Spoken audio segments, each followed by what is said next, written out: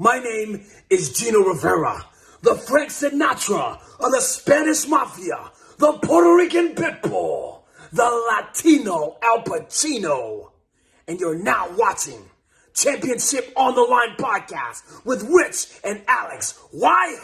Because I told you so. Slah. Hey, no problem, guys. How are you? We're doing pretty good, man. How's everything going with since COVID happening? How's it been over there in Arizona? Man, COVID's been treating me really well. I've got no complaints. I'm sorry for the guys that, have been going through some stuff and like that, but everything's been peachy, man. Everything's been good. By the blessings of God, I'm happy, I'm safe, I'm healthy, I'm COVID-free. So 2020 has been a wild, rough year for a lot of people, but it's been good to me. It's been good. And with booking, is it hard to get bookings, especially with COVID happening? Not really. What I've been experiencing is more of like, whenever I get booked, things have been getting canceled. You know what I mean? Like, okay, you set a date, you get a booking, boom, next month it happens, and all of a sudden, a week or a couple of days before the show, it just cancels, and you're like, oh gosh. So like everybody has hopes of like running and wanting to do a show. It's just with the governors and with all the, the limited seatings and the mask thing and just everything, social distancing. It's just been one crazy year where it's been one cancel after another after another. I can tell you right now, I've probably had over about 10 to 15 cancels. Oh, wow. Pretty much a couple of months since March. And that's like everywhere? That's everywhere. Oh, yeah. wow. From my Florida bookings, Cali bookings, Arizona, Colorado, you name it. It's just all being canceled, No, that's terrible. Even Alex and I, as fans too, here in California, they're constantly, announcing shows, and then a week prior they cancel it immediately. That's unfortunate, but I do understand like everybody wanting to be safe. Oh yeah. I do understand everybody wanting to wrestle. I want to wrestle every single day of my life, and I've got a buddy out in Cali who's literally has not been booked since March. Oh wow. And that would be wrestling on the regular, and he cannot seem to catch a break. Like he'll message me and he'll be like, I got a booking, and all of a sudden a week later, I'm unbooked. What? Well, the show canceled. I'm like, oh gosh. So I feel for him, you know what I mean? But I've been blessed to wrestle pretty much every single month since this whole worldwide pandemic has gone down, at least one time, Yeah. And like, which shows have you been wrestling for? What companies so far? So I've been wrestling for Top of Texas, a few lucha shows, Lucha Frontera, AWF, Arizona Wrestling Federation. There's been a bunch of shows, and back to back, going back and forth. So. Oh, nice. That's good. That's good to hear. Also, I just wanted to say, like, me and my brother, Rich, we actually saw you live wrestle like last year in the Cactus League in Pomona, in California. Yes. I remember that show. That was where I beat Darren Young, Fred Rosser. Yep. Since, you know what I mean? Had to call an ambulance, you know what I mean? After, because he felt that beating real bad. Sent him so freaking, ass backwards, back home where he didn't even know his own name. So yeah, I remember that show. And like that, like when you came out, like you were the heel, and like it was awesome. Like you spoke on the mic, and it was awesome. The match was awesome. You were awesome. Because I remember that show, like, not to put them down, but like the crowd was kind of dead. Yeah. In the beginning, and then when you came out, like it popped, So like with that match and everything, what were your thoughts like working with Darren Young? with how can I say this? I love Darren Young. Darren Young is one of my closest friends in wrestling, besides like Chris Masters and even James Ellsworth is one of my buddies. But Darren Young is like one of my number one dudes, and working with him. Funny little story. I told it before, but I got to tell it again. Is that day in Pomona, he's pacing around and he's got this face of like nervousness, and I'm watching him and I'm like ribbing on my guys. I'm like, hey, look at Darren Young. he's afraid to get in the ring with me, bro. He's nervous. He knows about Gino Rivera. He knows I'm gonna whip his ass. Look at him, look at him. And his eyes are like, he's just looking around. He's standing in the corner, and he's like, just going through his match in his head. And then, for me, I wasn't phased at all. I was like, I got this guy spooked. You know what I mean? I got a WWE superstar spooked. And then when we get out there, it's action to the point where I was barely keeping up. By the time I went to hit my finisher, I was sucking wind. I was gassed. I was tired. I was like, I can't do it. But I finished the match. You know what I mean? So I think he was ribbing me. I think he was trying to get me to go. Like, oh, I'm gonna make this kid think I'm scared, and I'm gonna whoop his ass in the ring. And that's exactly what happened. So Darren Young, former WWE star, former NXT star, and now New Japan, he's working there. So, man, I love him. I talked to him the other day. He told me his dream match for 2021 was Santana Jackson, who's a Michael Jackson impersonator, and Nice. him versus Danny Limelight and myself, Gino Rivera. So we got to make that happen before everybody starts getting signed and going their own way. So I look forward to it. Yeah, that's cool. Like, especially with everyone signing and everything. Like, and Yeah. also speaking of dream matches, what are your dream matches? Who do you want to face? Okay, so I only have I'm going to say 3 dream matches, and I think only one can happen. So let's just start with the guy that got me inspired to be a wrestler was The Undertaker. And of course, that can't happen. I'm an Undertaker fan, a lifelong fan. I love Undertaker. Everything I do is because of him. He inspired me to be the wrestler I am. Another is, I'm going to save the best for last. So against Minoru Suzuki, which is Oh, nice. New Japan, which, of course, I don't ever know if that'll ever happen. The age gap, the distance, I mean, time. I would love to make that happen. Also, this one can happen, and it's against Psychosis. Oh, I nice. watched it in WCW, and I know he's still lingering out there on the independents. So I'm in, like, prayer mode, like 24/7, just to make that happen. I've actually had 2 occasions where it almost happened and something fell through, or he was there for another guy or whatever. But Psychosis would be right now my number 1 dream match. I've got to make it happen, or I'll die trying, and I'm going to make that happen before he retires, I hope. So that's there you go. So Minoru Suzuki, Undertaker, and Psychosis. That's pretty cool. Like, all those names are too, like, really big names. Especially like with Suzuki and the Psychosis. In your head, how would you plan those matches? I would like to literally, man, with Minoru Suzuki, that's going to be a brawl. You know what I mean? He's not a high flyer. I'm a high flyer.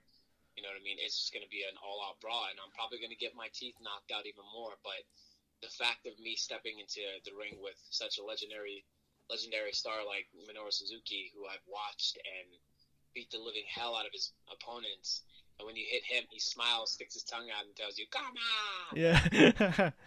Dude, in my matches, you know what I mean? I get it from Minoru. So with Minoru, it would be just an all-out brawl, but I don't see me coming alive out of that one. So with Undertaker, believe it or not, I would love to have a buried alive match or a boiler room brawl match. Oh, nice.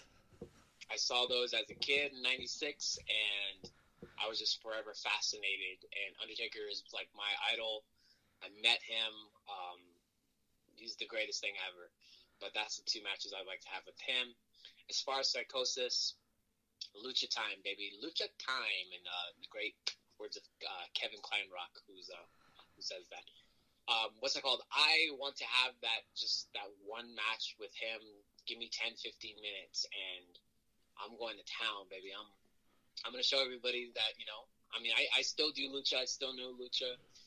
But I don't really showcase it a lot. I'm a heel. I'm a bad guy, so I have to tone it down in the ring. I can't really make people, cheer. It's more of a, boo, you suck. You don't do anything. Why would I like you? So, but with that match with Psychosis, I'm going all out. You know what I mean? I am a huge Psychosis fan. I love Psychosis. No, that's really great. It's interesting you picked those 3 because they're so different their styles are so different with all of them. Yeah, And strong lucha, and then of course big man WWE work. You know what I mean? So yes, 3 different styles, all great styles. which is awesome, and it shows the type of wrestler you are, so you could work with any kind of style, which is great. But going back to styles, who are influences? Like, who's the guys you look at tapes like, okay, I'm gonna copy about a little bit of this, take a little bit of that. Like, what are names that you study? I know everybody's gonna do the whole cliche of like, oh, I watch Eddie Guerrero, I do this. I don't watch Eddie Guerrero. You know what I mean? Like, I got a lot of people that are on the bandwagon who weren't talking about Eddie Guerrero 10, 15 years ago. You know what I mean? Yes, exactly. But me, I watch guys like Brian Pillman. I watch guys like Goldust, Bret Hart, Owen. I'm stuck in this 96, 97 phase, so I watch a lot of that stuff. My trainer, Joey Chaos, who was in XPW before it folded, which is like the West Coast ECW. Yes. Joey Chaos was very instrumental in my career, and what he would always tell me is to stop watching the new stuff, the new shit, right? The new John Cena and, whoever, Batista stuff. He would say, go back, watch 10, 15, 20 years ago, because everything in wrestling is all cycle. It's a cycle. It goes round and round. It's all been done before. But people haven't seen a lot of the stuff because when when these new wrestlers come out, they study what they saw last week. I'm studying things that people have forgotten about. You know what I mean? I have my own school here in Albuquerque, New Mexico called Off the Ropes Pro Wrestling Academy. And I tell my guys, stop watching whatever you saw last week. Don't watch AEW, don't watch WWE, don't watch Impact. Go back and really, everybody has the network. It's $10. Get it. You know what I mean? You can pull up stuff from the 80s, the 90s, the 70s, the 60s. Like, there's so many things on that network that you could bring to life back today into your own wrestling. So that's what I do. You know what I mean? My character is based off of pretty much, I'm Gino Rivera. I'm a loudmouth guy. I have little man syndrome. I'm a guy that calls himself a pit bull, but we all know that dog that runs up to you and you step to the dog and he runs away. That's me. You know what I mean? So I know my character. We all knew that guy in school that would, talk and talk and talk and yap his mouth, and you'd be like, oh my God, if I had 5 minutes with that kid, I would kick his butt. And that's my character. I'm the loudmouth, and I get a lot of my promo work, my body gestures, my eyes, the way I move myself in the ring from Brian Pillman. Brian Pillman is deceased now, passed away, I believe, in 97 as well. And he was just one of the guys that I think people forget about and people don't even care to look at. His body of work, his art, but I am constantly watching pretty much everything he did with, like, just to heckle the ECW fans, the WWF fans, and Stone Cold Steve Austin, and how people really thought he was a loose cannon, people thought he was losing his mind. And I want that same feeling too. When you see Gino Rivera, I don't want you to expect the expected. You know what I mean? I'm going to be a little bit unhinged and off the chain. So that's what I watch. Goldust. Why Goldust? People say, well, just the way he works, the way he wrestles, his character. You know what I mean? The facials. I don't watch people on. Well, I'm like a Samoan, so I gotta watch Umaga. I gotta watch the Usos. No, I can watch Yokozuna and see what a big man, how he works, you know what I mean, and how he works with a little guy, because I'm a smaller guy, so I got to study. So that's what I watch, if that helps you at all. Doink the Clown, Brian Pillman, Yoko, Jimmy Anvil, British Bulldog, Owen Hart, the whole Hart Foundation. I watch it. No, that's very interesting, and you said it very well. In your character, when Alex and I went to Cactus League, we got all of that, in the first 2 minutes of the match, of your introduction, your promo, and we loved it. We loved every second of it. Do you think? Do you guys remember who was out there with me? Yes. That promo. Mark Henry. Yes, it was. Yep. Who was a beast of a man? Who was a giant? Oh my gosh! Like, his back is the size of a car. You know what I mean? I saw him backstage. I was like, who the heck is that? He turns around. I was like, I know exactly who that is. Wow. He's really bigger than life, guys. This isn't just some normal guy walking around with, some weight on him. This is a huge car of a man. And I saw it. And I stepped in the ring with him. He almost took off his jacket and whipped my butt, but a little smarter than that to mess with the world's strongest man. Yeah, I mean, I remember when I first, because I always see him on TV. I remember like when he had his role, like his championship reign, and then like seeing him, I'm like, oh my gosh, like he's huge, he's big, you know. He is, and everything people tell you guys, he is constant professional. He is freaking Mark Henry, and he is one of the nicest, sweetest, humblest guys you'll ever meet in the business. That guy gives back and he's paid his dues, and he cares about the future of wrestling. So I got nothing bad to say about that man. Mark Henry was excellent with me. Yeah, he's awesome because I met him that same day, like because he did the meet and greet. Yeah. But I remember just like seeing him in the ring. I'm like, I'm not even in the ring with him. I'm like scared. I was scared. Imagine being in my boots. My socks got wet. I know. But going back, also, you picked some names like, Goldust and Pillman, who really knew, the psychology of wrestling and knew how to throw that at the crowd, which you do so well. Do you think that's lacking now with the wrestlers? I think everybody. So, and I'm guilty of it too. I think everybody watches highlight videos and they repeat what they see in highlight videos, and they don't let things breathe. They think it's just got to be PWG, PWG, PWG, just dive. And, I was one of those guys. I was one of those guys jumping into every single move, not even letting it breathe, you know what I mean? And as you get older, it's true. I hear it so many times on so many podcasts. When you get older, all those bumps and bruises will catch up to you. I'm 32 going on 33, and it's the year 2020. I started in 2008, and literally, guys, I live in chronic pain. I'm sore all the time for no reason. You know what I mean? This is the life of a wrestler, and I think a lot of the guys don't understand that doing that stuff has a price, and when you do it, it's cool for the time being, you know what I mean? But in the long run, it'll catch up to you.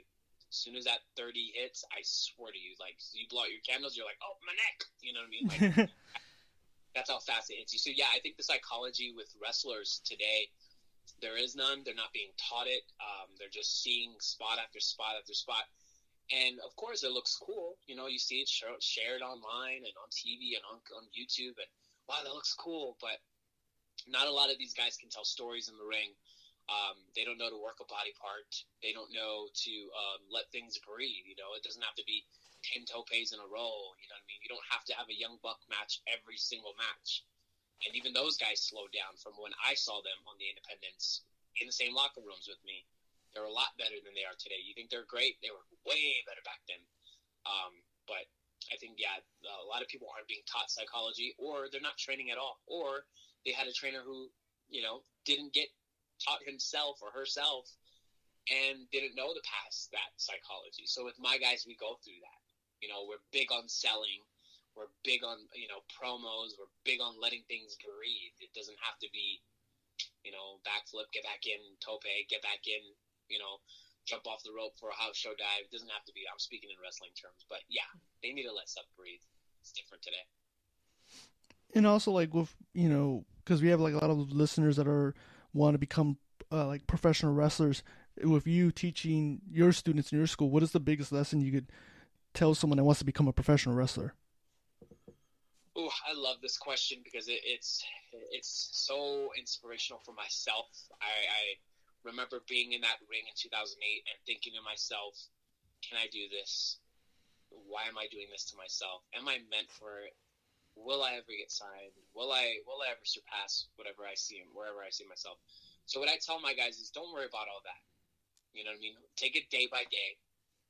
And as far as getting through training, I mean, nothing comes easy. Nothing comes overnight.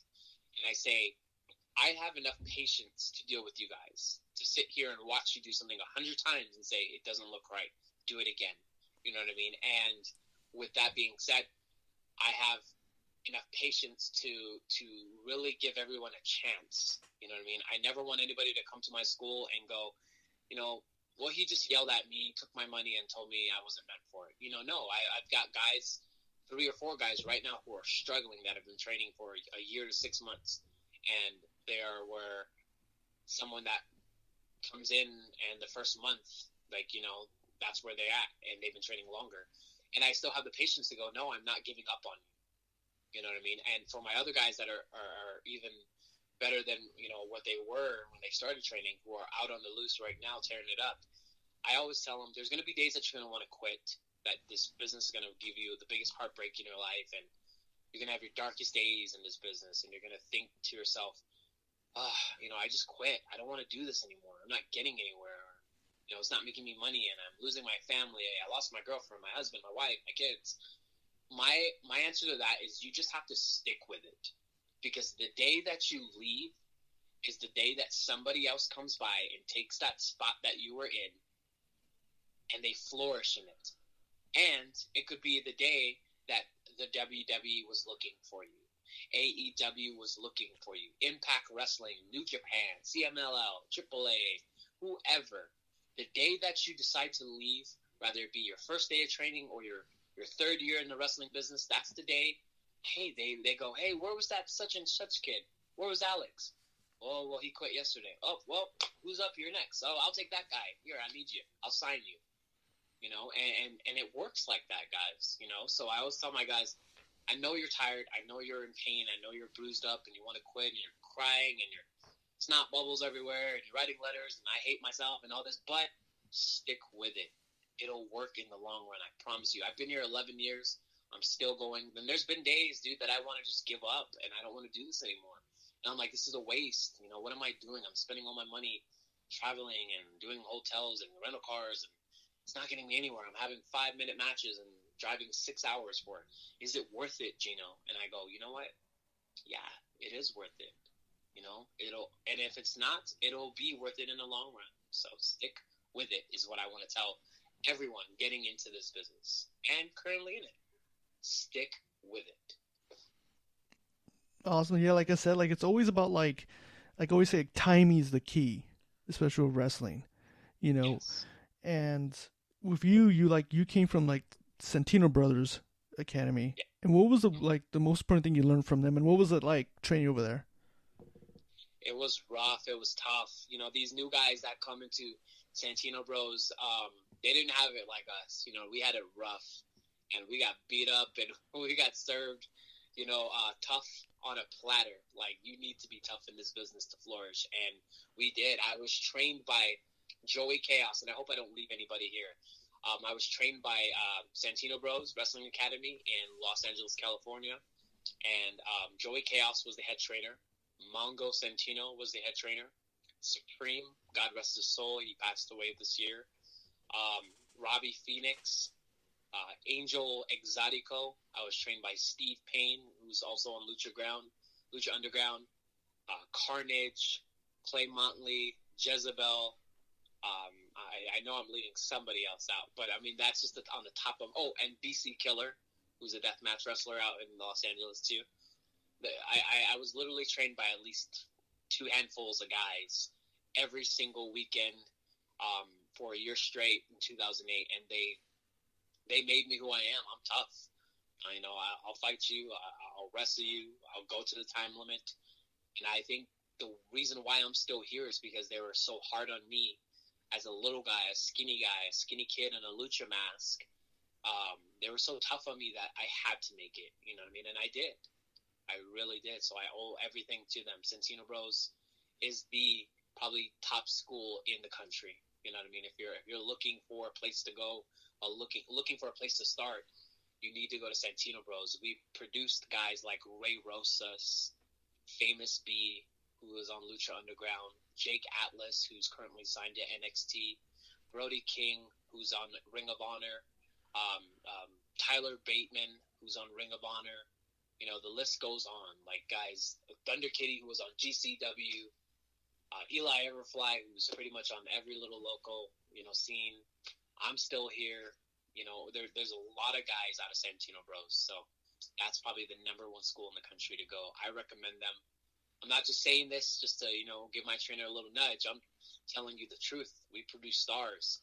And whenever you see those colors, whenever you see those words, that logo, we demand respect, we get respect, and we give it. So That's all that needs to be said about that. Yeah, I agree. Like, in my opinion, I think it's probably the best wrestling school in the world. And also, like, what is the things that you've brought from them that you bring into your school? I love my teacher's sayings that I bring to them, and part of that is stuff that can also be applied to real life. Joey Chaos would say, "Treat yourself, don't cheat yourself," and you can apply that to everywhere, right? Instead of taking the shortcut, take the long way. Feel proud that you took the long way to get to your destination. Is what that means. You know what I mean? If you got 100 sets of push-ups or whatever, if you got, I got to hit 50 today, and you go, I'm just gonna hit 49. Or if you say, I did 50, but you only did 30, you cheated yourself. Treat yourself. Reward yourself. Hit that 50. When you hit that 50, hey, give 5 more. Treat yourself. Go, I surpassed my goal. You know what I mean? Another saying that I like was, how bad do you want it? And I tell my students that all the time when they're crunched up in a ball and they're holding their ribs and I can't do another freaking crunch. I can't do another sit-up, coach. I'm like, how bad do you want it? Because I want it. A lot of people want it. A lot of people say they want it, but they don't put in the work. And that's another saying right there is my coach, Joey Chaos, would say, put in the work. You guys want it? Put in the work. You're never going to get anything in life if you don't put in the work. You're not going to get paid from your job if you don't work, right? You need to put in that work to get that paycheck. The same way you guys need to pay your dues in wrestling to get where you need to go. Treat yourself. Don't cheat yourself. Hit that extra set. You know what I mean? Don't take a shortcut. Take the long way. How bad do you want to be a wrestler? Prove it to me. Don't talk about it. Don't brag about it online. Show me. Take those miles. Put it on your car. Put it on your body. Spend the money. You know what I mean? Show your worth to wrestling. Because wrestling doesn't owe you anything. So you're not going to just get anything, by not putting in the work. You gotta earn it. And that's one of the greatest things they taught me. Those pretty much 4 sayings, Yeah, I mean, I think those are the most important too, because it goes from everywhere in life, So that's really cool to hear, because it's very inspirational what you're saying, especially wrestlers are listening to this, they're gonna get a lot out of it, I get a lot of people that jump in my DM and they're just like, man, you're so inspirational. Like, just everything you said, I felt, you know what I mean? From the wrestling to the post, from the pro tips, even through my music, you know what I mean? It's all inspirational. And I pride myself on being a realist, you know what I mean? Like, there's nothing fake about me other than, what the obvious is, but the real person, there's nothing fake about me. You can relate to me. You know what I mean? I've had guys sit me down. I've had fans sit me down and tell me, man, thank you. You just, everything you say, I felt. And I love that. You know what I mean? I love when someone can relate to me, because that's what makes a fan for life. That's what makes a friend for life. You know what I mean? Like, somebody has to go through things and talk about it, because there's somebody out there going through something that can't talk about it, but they don't feel comfortable talking about it until they hear somebody else go, hey, I've been through that. And then they go, wow, Gino's been through that. I've been through that too. And I felt everything he said. And I want to get to know that guy. And when they do, they see that, of course, I'm a realist. You know what I mean? And they love that. And I enjoy that. So anytime any fan, wrestler, whatever, doesn't even have to be a fan or a wrestler, just any person can relate to me and wants to talk about anything, I'm out there, man. I'm open. I got nothing to hide. I can just tell you from just in a few freaking seconds of how I can relate to people, which would knock their block off. My mom's a hooker. My brother was murdered. I got drug addicts and alcoholics in my family. And, that's something that everybody can relate to in a couple of seconds. And we can sit down and touch all bases of those subjects that I just dropped on you guys. And somebody will relate to me listening to this or talking to me right now, No, that's amazing. I'm speechless from hearing that, and I really admire your love and passion for wrestling, and how you could put all your life stories and push that on other people, that you're not alone, that I've been through it also. I really really admire that. Yeah, it's kind of crazy, because it's like I am a heel. I'm a bad guy. I'm a villain. I've been a villain for 10 plus years. I've been a baby face, a good guy for 1 year. But people are like, how can you be a villain when you're so likable? When you're so, dude, like I like the person. I don't like the wrestler, but I like the person. How can I boo you? How can I hate you? I like what you say. I like what you talk about. And that's the hard part. That's always the bad part. It's like, oh God, like you're right, but then again, it's a show. You know what I mean? It's just a show, and you're allowed to like a bad guy. That's okay. Oh yeah, I agree. Especially like when we saw you wrestle in Cactus, we became fans right away. And then when we got home, like we started looking you up and like all your matches and everything. And I want to talk about like the things you done because you did a lot for WWE. You did a lot of stuff for them.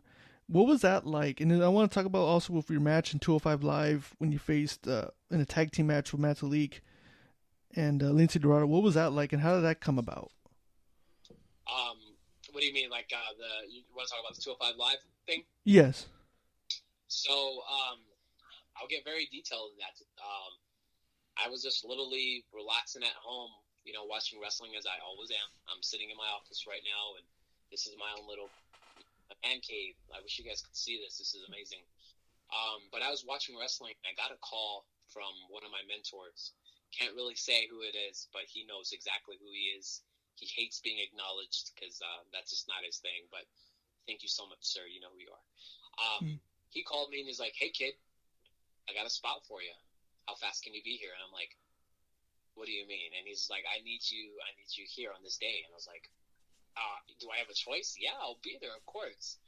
So I get there, and it's the WWE. And, of course, I'm nervous. This is my dream. This is what I've worked my whole life, to be. I've worked there in the past, but this time was different. I wasn't expecting a match, but I was expecting something. But as you know, in life, you never expect anything. You just go into it hoping and wishing and praying, and whatever happens, happens, right? So that's what happened with me. I heard what was going to happen, but I wasn't sure.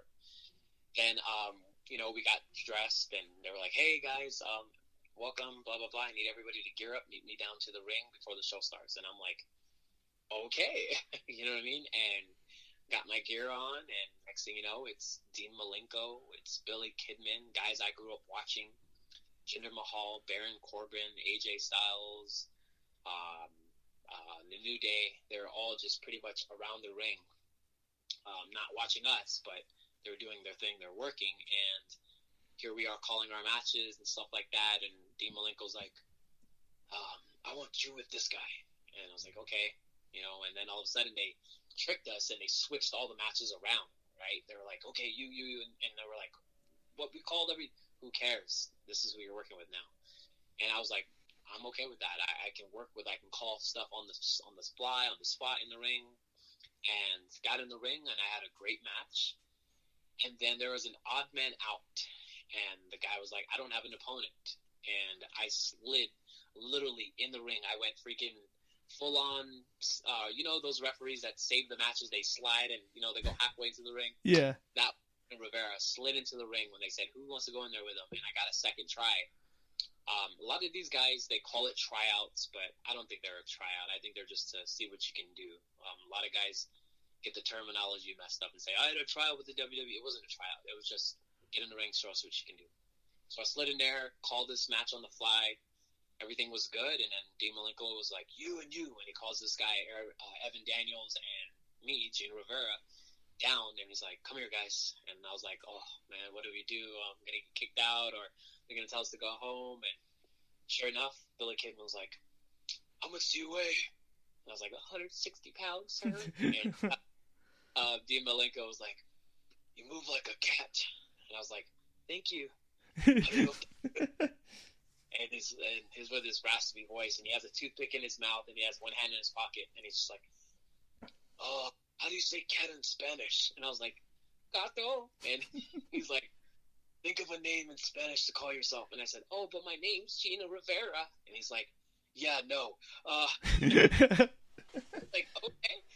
So basically, he went up to Grand Metalik, and he's like, "How do you say like cat or cat heart or whatever, and I don't know. They said something, and all of a sudden something called Corazon Delgado or Delgado Corazon, and I was like, what the hell is that? It's like something cat heart or something, you know? And I was like, what the heck? I was like, why can't I go by Gino Rivera? They're like, yeah, no. And I was like, okay. And then my tag partner, Evan Daniels, I was like, hey, what's your silly name? He's like, Evan Daniels. I was like, so your name. But they said, not. Oh, okay. I see what we're doing here. So basically, we went backstage, we got dressed, and they were just like, hey, you're going to have a match with Lindsay Dorado, who's one of my buddies from, just seeing him work on the independents, and Gren Metalik, who's one of the best luchadors in the world. And literally coming down, I work in Arizona, so, like, everyone knows who I am. I do TV out there for Championship Wrestling from Arizona. I'm the longest Arizona State champion, 315 days, by the way. And I go out, walking down the ring. I get no entrance music, not even some generic music. It was just dark lights come in, and all of a sudden all the fans are like, that's Gino Rivera! Hi, Gino! Hi, Gino! I'm trying to take pictures and stuff like that, and I'm trying not to look at them because we were told specifically, hey, don't get over, just, this is what you're going to do, and, don't play to the crowd. And I'm like, okay. So basically everyone's calling me, Gino Rivera! Gino, hi, Gino, take a picture. Gino, look over here. And I'm just like, I can't. You know what I mean? So, yeah. And, the music hits, and you hear the and I was like, oh, man, dude, like, this is unreal. Like, I'm living my freaking dream. Like, what the hell is life, And they come in, and we have our match, and it was the fastest 7-8 minutes of my life. They didn't squash me. They didn't drop me out. They let me do my thing. I remember Dean Malenko in the back telling me, he goes, yeah, just do your thing, but don't get over. Don't do anything crazy. Just work with them. And, and they let me do a few spots, and, but it wasn't anything crazy like I could do. Trust me, if they would have said something like, oh, go out there and have fun, kid, I would have freaking literally had fun. I would have been doing all kinds of crazy stuff to get signed, but I was told specifically what to do. So me following directions, I'm good at following directions. I did. And, so they pinned me with a shooting star press, which hurt like hell. You can see it on my face. You can see it on my body. I laid there, and I was just like, thank you, God. You know what I mean? I was so happy. My dream came true, and, guys, it's one of the best moments of my life. I've worked my whole life to be there, and I was in that ring. I was under those bright lights, hot bright lights. God, I wish I tanned because I was white as a ghost, and I almost disappeared when I took a back body drop and landed on my legs and almost broke my legs. But it was fun, man. Like 205 Live, the biggest, highest accomplishment I've ever did in wrestling was just working for the WWE. So it helps, also on the independent bookings. Like, hey, brother, I did this, and they're like, oh, here's another $100, whatever. So that also helps, but it was the greatest thing ever. I just remember Billy Kidman saying, "Why'd you do this? Why'd you do that? Oh, that looked like, that looked terrible. This looked bad." And I'm just like, "But I grew up watching you, sir." You know what I mean? Like, yeah. Billy Kidman was a great guy, but he wasn't really high on me. Dean Malenko was very high on me. So I talk too much. I'm Puerto Rican. I'm sorry. No, we love it, man. We love it. But especially like all the stuff you did, like especially like you were in the with No Way Jose, in the Way Rumble, and then you got thrown off like with Drew McIntyre. Like, what was that like? Oh gosh, you guys. So we have time for that, right? Yeah. Okay. Right. So that day was just really. It was another memorable experience. Every day working with the WWE, and guys, I've been working with the WWE since 2014. Pretty much every single year since 2020. Even 2020, which I worked with Goldberg in February, and then I wrestled Gilbert the next month. Crazy, right? Anyway. That's awesome. I just remember working the Royal Rumble, being in the stadium, and I'm like, or actually getting to the stadium, and I couldn't get in, and I was like, I lost. I'm going to miss my call time. I need it. And I was running around a baseball stadium looking for the entrance, and it was the worst thing ever, dude. I was like, never again. I'll just catch an Uber. So I ran in my little slippery shoes that I was slipping and sliding all over. finally got there. I'm at the baseball field. Everybody's waiting. Nice to see you, Gino. I'm like, oh gosh, I'm in trouble.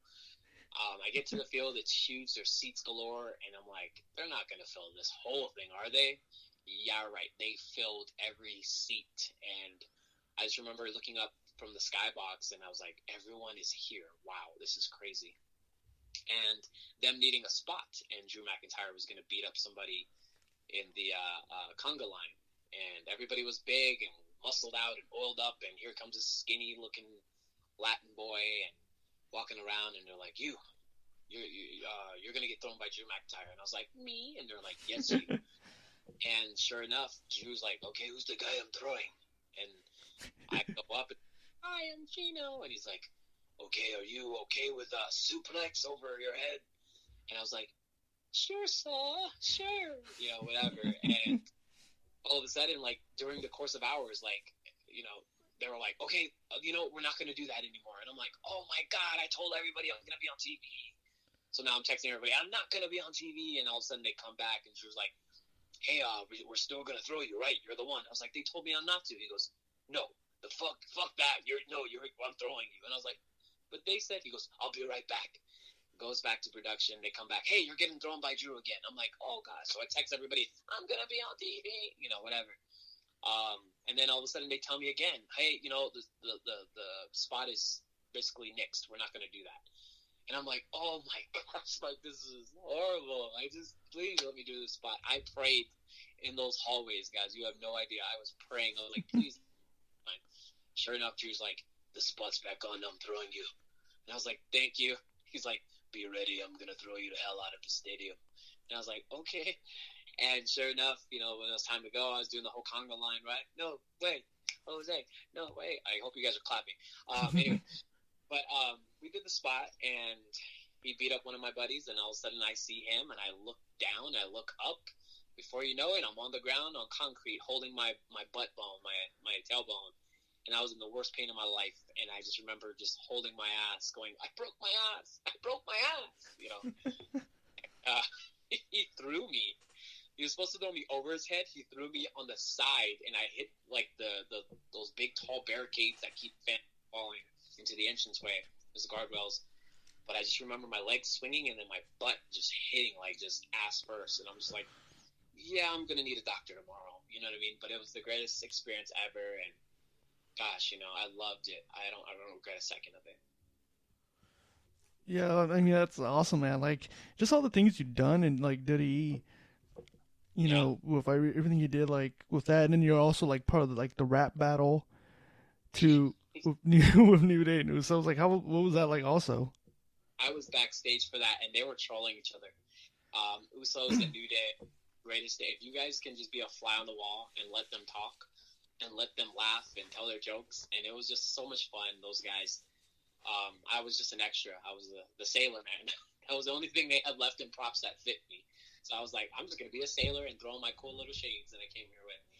And the whole day, Usos are like, "What are you gonna say, Us?" And then New Day and Usos, they go back and forth like, "Don't worry about what we're gonna say. You can see when we get out there."